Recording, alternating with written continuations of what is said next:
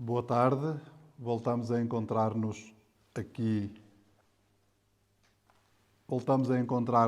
Na sala para darmos continuidade a este dia de retiro, depois de termos passado estes momentos na capela, diante do Santíssimo Sacramento, em adoração, de louvor e de súplica, e também no silêncio, que é sempre o melhor conselheiro em qualquer retiro, porque nos leva ao interior de nós mesmos, ao encontro conosco e ao encontro com Deus.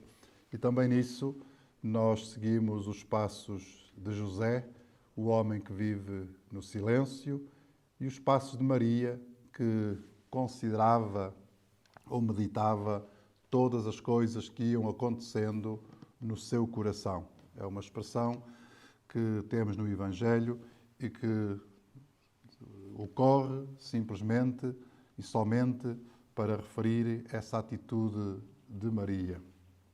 Então, nesta meditação da tarde, convido-vos a ouvir a leitura do texto bíblico do Evangelho segundo São Mateus, no capítulo 2, versículos 13 a 23, aquilo que habitualmente chamamos a fuga para o Egito.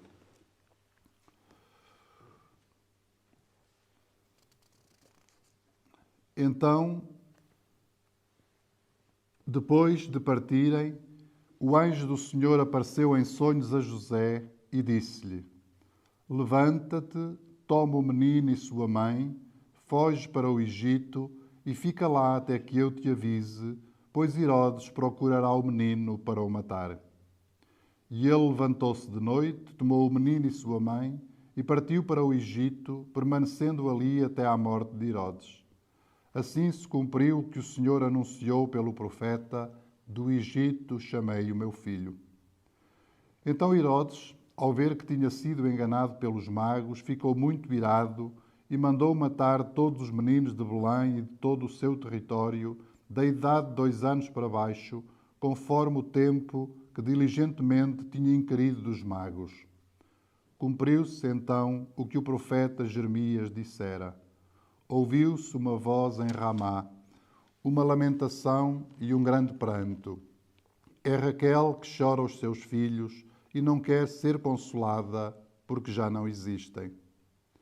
Morto Herodes, o anjo do Senhor apareceu em sonhos a José no Egito e disse-lhe: Levanta-te, toma o menino e sua mãe e vai para a terra de Israel, porque morreram os que atentavam contra a vida do menino. Levantando-se, ele tomou o menino e sua mãe e voltou para a terra de Israel.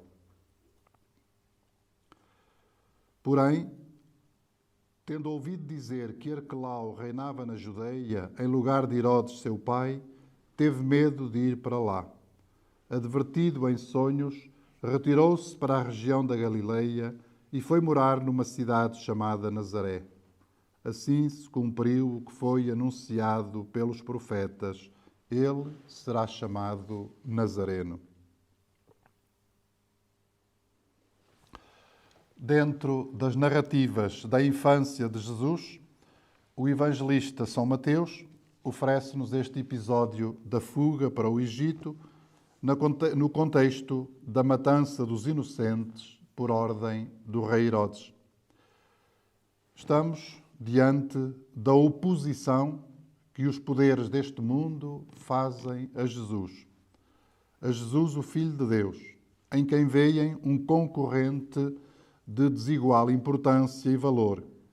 Mas também estamos diante de um momento revelador da misericórdia e do amor do Pai, que nunca esquece nem abandona o seu Filho primogênito. Muitas vezes os textos bíblicos têm vários ângulos de leitura. O sentido da paternidade divina, aliada à grandeza da paternidade humana, constitui um dos mais fortes elementos espirituais do cristianismo e uma força capaz de mobilizar interiormente cada crente ao longo do seu percurso de vida. Deus é nosso Pai. É uma realidade que marca a espiritualidade e a vida cristã ao longo de todos os tempos, como já tinha começado a marcar inclusivamente o povo da antiga aliança, onde essa designação já aparece recorrentemente. Na perspectiva do evangelista Mateus, bem expressa neste texto que nós ouvimos, Deus cumpre as promessas promulgadas na aliança com o seu povo. As citações do Antigo Testamento, que já ouvimos, são uma das características da narração evangélica de Mateus. Essas citações querem ajudar-nos a acolher a revelação sobrenatural como um todo. A promessa a Israel e a sua realização em Jesus Cristo, o centro do tempo e o centro da história e, com certeza, o centro de toda a Escritura.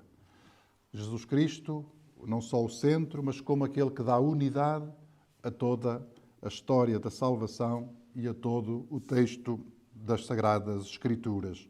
E Mateus, dirigindo-se então aos judeu-cristãos, pretende exatamente ajudá-los a compreender e a acolher este sentido da totalidade da promessa e da sua realização. A promessa no sentido profético, que é todo o Antigo Testamento, e a realização ou o cumprimento, que é Jesus e todo o Novo Testamento. Depois, com certeza, o tempo do Espírito, após o Pentecostes, e o tempo da Igreja que nós somos. Jesus, nascido em Belém da Judeia, tem o seu domicílio em Nazaré da Galileia. E ali, em Nazaré, é que vai viver no seio familiar com Maria e com José. Ali é que vai conhecer as Escrituras, é que vai ser introduzido à fé de Israel. Ali é que vai experimentar a relação com o Pai, que perdurará por todo o seu percurso sobre a terra. O grande drama familiar, assumido com coragem por José e Maria, que aparentemente podiam pôr em causa a realização das promessas, torna-se o lugar da manifestação da fidelidade de Deus. Herodes representa a ameaça. O Egito representa o lugar do silêncio e da morte, mas também o lugar da manifestação dos prodígios de Deus em favor do seu povo. É ali que se experimenta a escravidão, mas é ali que se conhece também a grandeza do Pai que, segundo a expressão que ouvimos, do Egito chama o seu filho. A partir dali, nasce o novo povo de filhos que, passadas as águas da morte, vê abrir-se o caminho para a terra prometida. Terra prometida que na Escritura é o lugar da vida em abundância, ou segundo a expressão bíblica, a terra onde corre leite e mel. O Egito não tem, portanto, somente um valor ou uma leitura, ou não é símbolo somente de uma realidade, mas é da escravidão e, ao mesmo tempo, da libertação pela mão de Deus. Dali vos tirei com asas de águia, dali vos fiz sair ao meu povo Israel. E regressar a Nazaré, por sua vez, significa voltar ao lugar do aconchego familiar, ao lugar do convívio com José e Maria, significa voltar à vida cotidiana, fortalecidos pela segurança que não vem do lugar onde se habita, nem das condições materiais que se têm, mas da segurança que vem do aconchego familiar e da fé no Deus vivo, rico de misericórdia para com todos. Sempre o seio familiar foi o lugar da confiança e da segurança. Aliado à fé no Deus vivo, há essa segurança interior e exterior que dá todas as condições necessárias para uma vida muito feliz. Voltar a Nazaré significa ainda voltar ao lugar onde é possível viver integrado na comunidade crente, o que não aconteceria no Egito, integrado na comunidade crente. E José e Maria faziam parte da comunidade crente. Significa ganhar nessa comunidade crente o conforto para prosseguir o caminho, este sentido da comunhão comunitária a partir da fé, que é portador do conforto para prosseguir o caminho, como se torna, aliás, claro na narração de Lucas, que apresenta Jesus a dar início ao seu ministério público, precisamente na sinagoga de Nazaré, quando num dia de sábado se levanta, toma o rolo do profeta Isaías e inaugura ali o seu ministério. O Espírito do Senhor está sobre mim, porque o Senhor me enviou. Cumpriu-se hoje mesmo este passo da Escritura, é o seu comentário após a leitura de Isaías que fizera.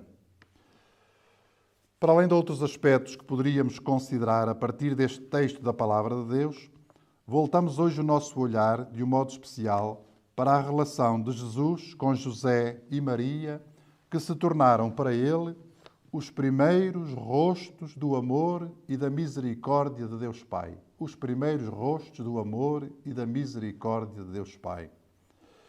Convido-vos a centrarmos-nos na citação que o evangelista faz do profeta Oseias, no capítulo 11, versículo 1, do Egito chamei o meu filho.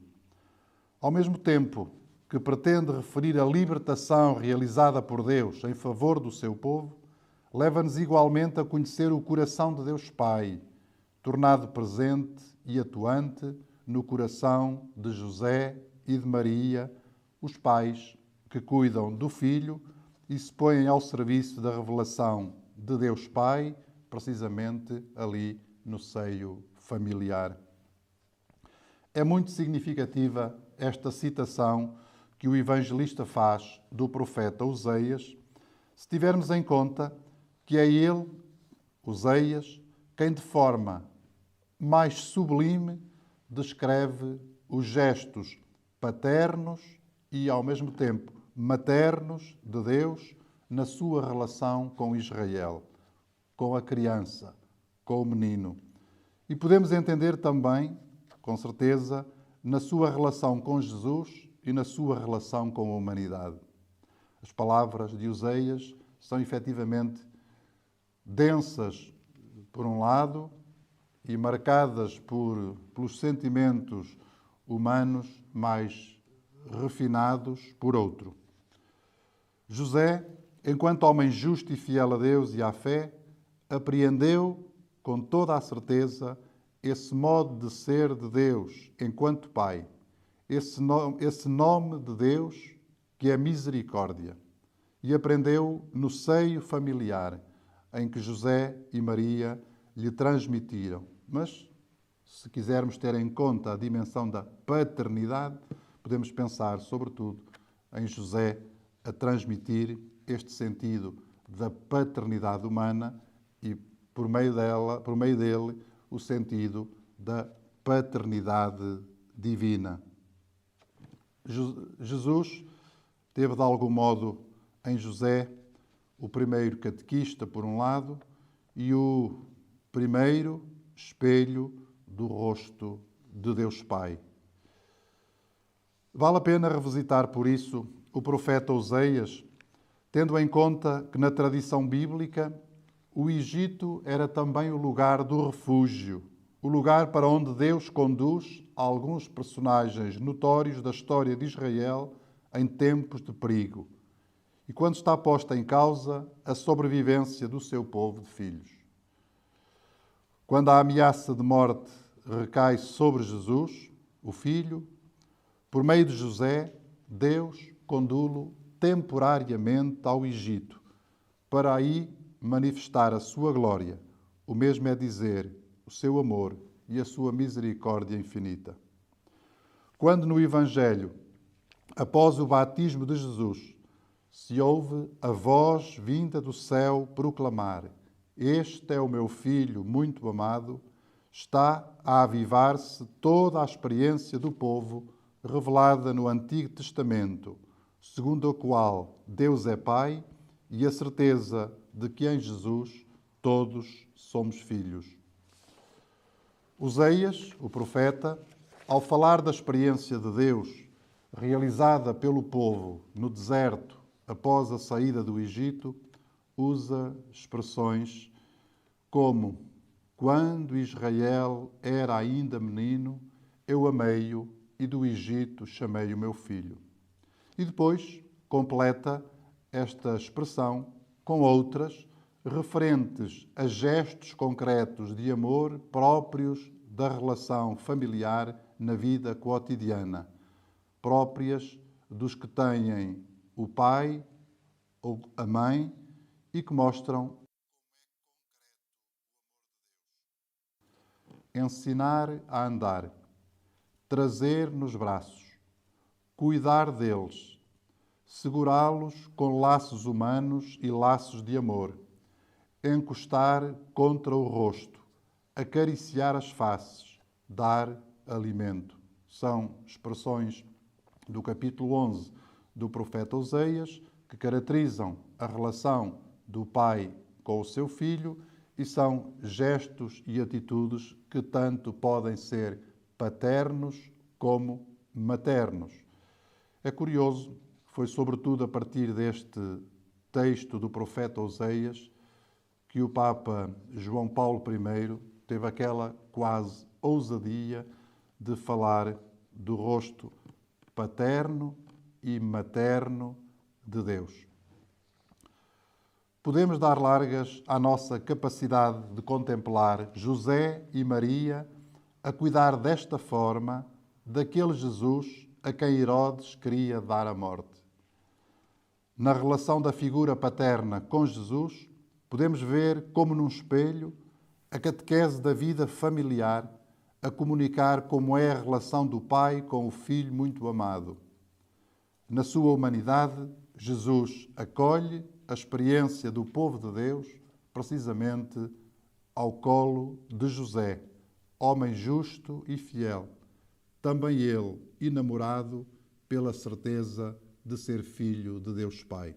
E só porque estava José enamorado dessa certeza, esse aconchego de ser filho de Deus Pai, é que ele podia ter a capacidade de transmitir esse mesmo sentimento, essa mesma realidade e certeza a Jesus, que guardava na sua casa e que protegia como filho. Levanta-te, toma o menino e sua mãe. Ouvíamos nós no Evangelho de Mateus, capítulo 2, versículo 13. Levanta-te, toma o menino e sua mãe. Interessante, palavras dirigidas, mais uma vez, a José. São as palavras do anjo, em sonhos, depois da partida dos magos, o lugar onde se situa este texto imediatamente. O seu amor e a sua ternura de pai, reflexo do amor e da ternura de Deus Pai, constituem a motivação humana e, ao mesmo tempo, divina para que empreenda o caminho e disponível para suportar todas as dificuldades que sabe encontrará no deserto e no Egito. As próprias palavras já evocam sempre dificuldades, problemas, submissões. Deserto e Egito. São também a certeza que nasce da fé e da confiança em Deus, de que encontrará com certeza o refúgio e o abrigo pelos quais anseia no meio do horror das más intenções de Herodes. Quando não havia lugar na hospedaria, encontrou um presépio ou um curral. Em outras circunstâncias difíceis, continuará ao longo da vida, com toda a certeza, a encontrar as tais portas de saída, os tais outros caminhos que a providência de Deus, por meio do Espírito, em sonhos, sempre ajudará a discernir. Convido-vos ainda a considerar a importância da nossa ação enquanto pessoas, enquanto famílias, enquanto igreja e enquanto sociedade em geral, quando se trata de cuidarmos uns dos outros e, dessa forma, sermos rosto do Pai misericordioso para com o próximo. José é para nós grande fonte de inspiração. Cada pessoa é o próximo do seu semelhante do seu semelhante que está em necessidade e revela que Deus está próximo de nós como um pai. Cada pessoa é próximo do seu semelhante. Este sentido do termo próximo, que aparece bem expresso na chamada parábola do bom samaritano, no Evangelho de Lucas, capítulo 10, tem um alcance universal e tem um lugar ímpar dentro do pensamento e do modo de agir de Deus por meio de Jesus. Ainda bem notório este mesmo sentido na parábola do filho pródigo, página maior do Evangelho, por ir diretamente ao coração da mensagem acolhida como boa nova por todos os que se sentem perdidos nas malhas do mal e do pecado. E, de algum modo, somos todos. Como o Papa Francisco refere na Carta Apostólica com Coração de Pai, o mundo está cheio de pessoas que encarnam esta missão. As nossas vidas são tecidas, diz, e sustentadas por pessoas comuns, habitualmente esquecidas, que não aparecem nas parangonas dos jornais e revistas, nem nos grandes palcos do último sucesso, mas que hoje estão, sem dúvida, a escrever os acontecimentos decisivos da nossa história. E elenca ainda o Papa médicos, enfermeiras e enfermeiros, trabalhadores dos supermercados, pessoal da limpeza, curadores, transportadores, forças policiais, voluntários, sacerdotes, religiosas e muitos, mas muitos outros que compreendem que ninguém se salva sozinho. Quantas pessoas diariamente exercitam e infundem esperança, tendo a peito não semear pânico, mas corresponsabilidade. É, como disse, da Carta Apostólica do Papa Francisco com Coração de Pai. São José, de forma discreta e escondida, intercede por cada pessoa que, de algum modo, deixa nascer dentro de si este sentido do cuidado pelos outros. A família, comunidade de vida e amor, como é definida pelo magistério da Igreja, constitui, enquanto primeira comunidade, o lugar privilegiado para que o cuidado pelos outros não seja uma abstração, mas uma realidade próxima e cotidiana. O lugar privilegiado para que o cuidado pelos outros não seja uma abstração, mas uma realidade próxima e cotidiana. E nesse sentido, o mesmo Papa Francisco continua: quantos pais, mães, avós e avós e professores mostram às nossas crianças, com pequenos gestos do dia a dia, como enfrentar e atravessar uma crise, readaptando hábitos, levantando o olhar e estimulando a oração. Apesar de todas as alegrias e tristezas que fazem parte das famílias, elas são insubstituíveis nesse cuidado absolutamente necessário por todos e cada um dos seus membros. E as famílias fracassam na sua identidade e na sua coesão quando alguém dentro delas passa a ficar de fora desse amoroso cuidado, que tem de ser absolutamente inclusivo. Se alguém fica de fora, se fica de fora a esposa, se fica de fora o marido, se ficam de fora os esposos ou os filhos, ou mesmo algum membro da família mais alargada, cava-se a ruína e todos se tornam vítimas da falta de cuidado de uns para com os outros. E teremos talvez aqui um dos maiores dramas da sociedade, que não são os dramas, os problemas económicos, nem financeiros, inclusivamente da ordem da saúde e da escolaridade e da cultura e por aí fora. Tudo conta, tudo tem a sua importância, evidentemente. Mas estes dramas da falta de cuidado dentro das famílias são aqueles que normalmente mais preocupação, sofrimento e até infelicidade acabam por trazer. O cuidado dentro desse lugar privilegiado que é a família de uns pelos outros, num sentido absolutamente inclusivo. À Igreja, comunidade de filhos no Filho e convocada pelo Pai, foi confiada a sublime missão de revelar e tornar presente esse cuidado de Deus para com toda a humanidade.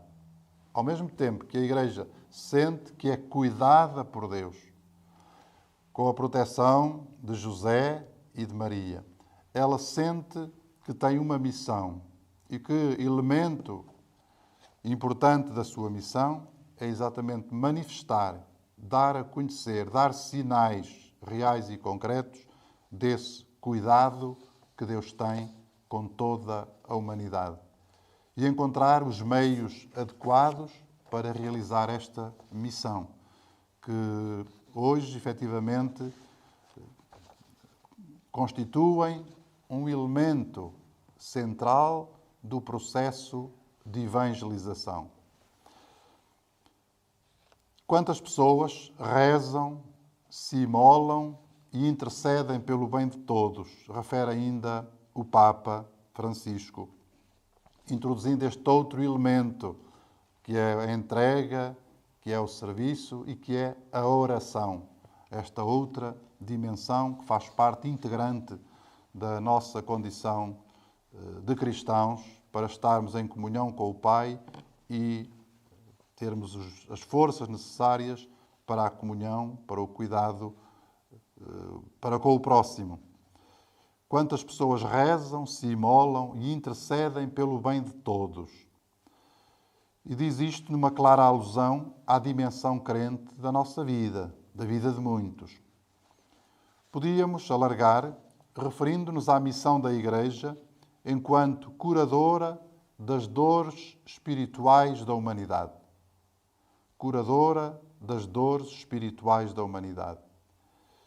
Porque a Igreja tem esta dimensão sobrenatural, sente-se em comunhão com Deus e sabe que Deus está em comunhão com ela e, portanto, tem de ter efetivamente esta capacidade única de, em nome de Deus e com Deus presente, ser curadora das dores espirituais da humanidade. A Igreja, então, enquanto reparadora de muitas brechas abertas na alma das pessoas, como fruto do mal e do pecado, faz parte da sua missão. Pensamos certamente também na missão evangelizadora em todas as suas vertentes, como meio privilegiado de ajudar a chegar à fé em Cristo Salvador, pois nem só de pão vive o homem, mas de toda a palavra que sai da boca de Deus, como ouvimos no Evangelho de Mateus, palavra tão ocorrente também neste tempo de Quaresma, quando pretende levar-nos a organizar, reconsiderar de forma adequada cada coisa que faz parte da nossa vida. Consideramos a centralidade da caridade expressa no acolhimento, na consolação, no acompanhamento material e espiritual a que é chamada a Igreja Comunidade Cristã. E nós conhecemos ainda o lugar da liturgia, especialmente da Eucaristia, enquanto essa possibilidade única que temos de participar sacramentalmente nos mistérios da fé que salva. E que umas vezes é muito valorizada e outras vezes, porventura, é muito banalizada. A comunidade humana é também chamada a cuidar de todos os povos. E a Igreja também tem uma missão junto de todos os povos, mesmo das outras religiões e mesmo sem qualquer tipo de religião. É esta missão de cuidar de todos os povos, para que participem da mesma dignidade, para que todos tenham iguais oportunidades, para que todos possam ver respeitados os seus direitos fundamentais, como também tem sido expresso, sobretudo, através da doutrina social da Igreja. Na sua carta encíclica Fratelli Tutti, o Papa Francisco explana os principais desafios postos à comunidade humana que se baseiam nesta fraternidade universal, que, sendo querida por Deus e sendo fruto do poder criador de Deus, faz parte da nossa identidade comum. Aspectos como política, economia, cultura, marcados pelo sentido da fraternidade geradora de mais fraternidade, não podem estar fora das nossas preocupações. Não podem também deixar ninguém de fora, nem na proximidade, nem nos continentes, nem nas nações. Como pai adotivo de Jesus, Jesus que é o irmão de todos, o irmão universal, São José ajuda-nos a essa abertura de que fala o Papa, pois São José, ao amar Jesus, ama todos os irmãos de Jesus. Ao cuidar de Jesus, cuida de todos os irmãos de Jesus.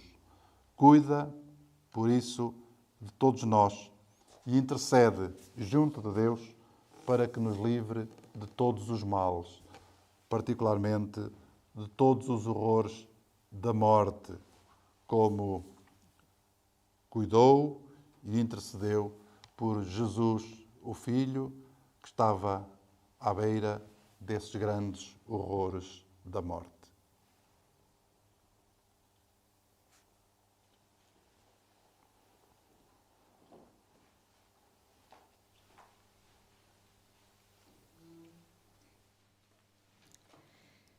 O drama familiar vivido por José e Maria na fuga para o Egito atualiza-se nos nossos dias na angústia e sofrimento vivido pelos nossos migrantes e refugiados. Porém, esta fuga mostra-nos também que Deus cumpre sempre as suas promessas, cuidou da Sagrada Família e quer cuidar também das nossas. De quem fugia o menino e sua mãe? Que mal fizeram eles a Herodes? Ontem, como hoje, o mundo sente-se frequentemente ameaçado pela Sagrada Família. Hoje, como ontem, a família está frequentemente ameaçada pelo mundo, pela sua visão egoísta, pelos muros erguidos entre pais e filhos, marido e mulher, pelo conflito entre a vida pessoal e familiar versus vida profissional. No mundo de hoje, há um déficit de Deus e um excesso de Herodes. Sinal claro disso é o facto de nunca ter havido tantos migrantes, deslocados e refugiados como agora. 2000 anos depois do menino Deus, a família continua em perigo.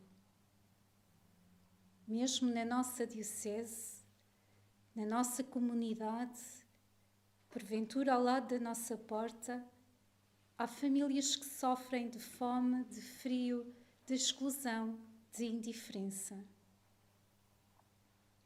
Saberei eu, como José, proteger a minha família dos perigos que a ameaçam? Saberei eu, como outrora no Egito, acolher na minha comunidade o migrante, o refugiado, aquele que é diferente na cor, na língua, na fé que professa? Depois da fuga e estadia no Egito, que bom terá sido regressar a Nazaré, ao lugar do aconchego familiar. Também nós muitas vezes fugimos de nós próprios, da família que nos criou, daqueles que sempre nos amaram, e nos refugiamos num local estranho, onde não deixamos entrar Deus nem ninguém, e ficamos reféns do nosso egoísmo, de um vício, de uma ideologia ou de um vazio que tudo preenche. Como encontraremos o caminho de regresso? A resposta está uma vez mais em Deus e no exemplo da Sagrada Família. Do Egito chamei o meu filho, diz o Senhor. Também Ele nos chama, seus filhos tantas vezes pródigos, e nos aponta o caminho de regresso ao Pai, guiados pela mão destemida de José, pai adotivo de todos, exemplo para todos. José e Maria foram para Jesus os primeiros rostos do amor e da misericórdia de Deus. É na família que se revela primeiramente Deus, com o seu amor de pai e esse amor que há de ser a referência da Sagrada Família e, desejavelmente, de todas as famílias do mundo. José revela-nos a catequese da vida familiar, feita de pequenos gestos, de coisas simples, que nos moldam o coração e o espírito. Aos pais, mães e meninos de hoje, José continua a ensinar o segredo da vida em família. Entrega, confiança, coragem e amor infinito. E eu, qual o exemplo que dou à minha família? Estarão os meus filhos a crescer em estatura, sabedoria e graça? Tenho a noção do papel nuclear da família no futuro das futuras gerações? O testemunho de José leva-nos a Deus, mas leva-nos também ao próximo. Com José aprendemos a importância da nossa ação enquanto pessoas, famílias, igreja e sociedade para cuidarmos uns dos outros e, dessa forma, sermos rosto do Pai misericordioso para com o nosso próximo. Quem é o meu próximo? Quem é o meu semelhante? Estou atenta aos que me estão mais próximos? Procuro ajudar na família, na comunidade, no trabalho, na sociedade? A pandemia veio expor as principais vulnerabilidades da sociedade, com o agravamento das desigualdades sociais e o crescimento da pobreza. Os pobres ficaram ainda mais pobres e surgiram novas formas de pobreza associadas ao desemprego e à doença. Como nos disse o Papa Francisco na Praça de São Pedro vazia, demo-nos conta de estar no mesmo barco, todos frágeis e desorientados, mas ao mesmo tempo importantes e necessários. De facto, ninguém se salva sozinho. Todos somos responsáveis uns pelos outros. Somos desafiados a olhar mais além, para lá dos limites do nosso cotidiano e das nossas vidas. Foi no meio desta crise que o Papa Francisco sentiu o desejo de escrever esta carta apostólica com o coração de pai, ao experimentar, como disse aqui o nosso bispo, que as nossas vidas são tecidas e sustentadas por pessoas comuns, que hoje estão, sem dúvida, a escrever os acontecimentos decisivos da nossa história. Somos, por isso, todos convidados à construção de uma nova sociedade, capaz de cuidar do próximo e salvaguardar o bem comum, que não depende apenas das políticas ou instituições, mas depende essencialmente da conversão e do contributo pessoal de cada um de nós.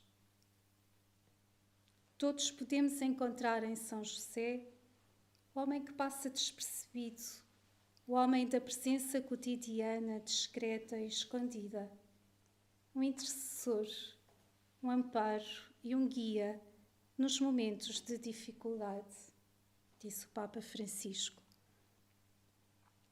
No último Dia Mundial dos Pobres, o Papa pediu-nos: saibamos concentrar o olhar no essencial, vencer as barreiras da indiferença e oferecer a nossa proximidade, de forma a encontrarmos o Senhor Jesus em cada irmão mais frágil.